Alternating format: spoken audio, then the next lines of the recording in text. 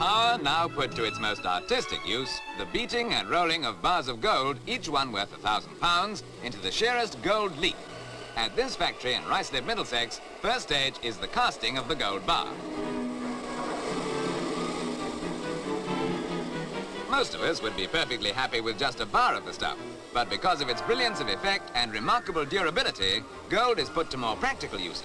And that gold bar we saw, after being beaten by hammer, is now rolled with increasing pressure into a ribbon 300 feet long and 1/1000th of an inch thick, and then cut into squares.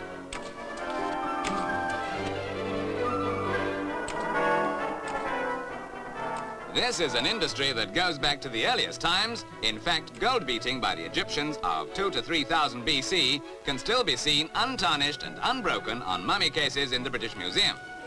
Craftsmanship is still the key factor, and techniques haven't changed much, except that today gold is beaten to 1/10 the consistency of ancient times, believe it or not, to 4/millionths of an inch.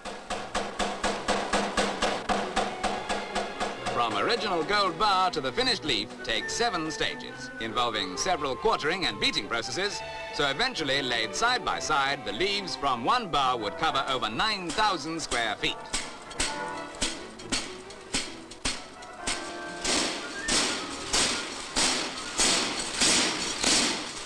Every process requires skill of the highest order, but experts like the machine hammer foreman can check thickness from sight alone.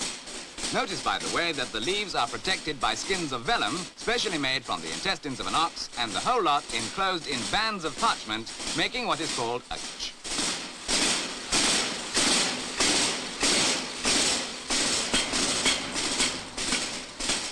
Work in every aspect of gold leaf is so precise and delicate that a hare's foot is used for powdering or cleaning the protective skins, which, because of their strength and resilience, are more valuable than the gold leaf they hold for beating. They're even smelled from time to time to check their condition, which varies in different methods.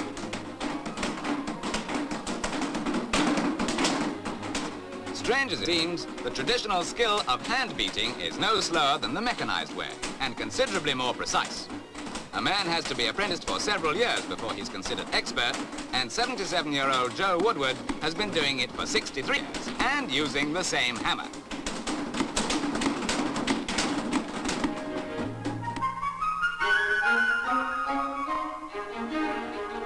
The finished leaf is cut into 3.5-inch squares, not by knife, because the gold in this stage would stick to steel, but by sharpened bamboo.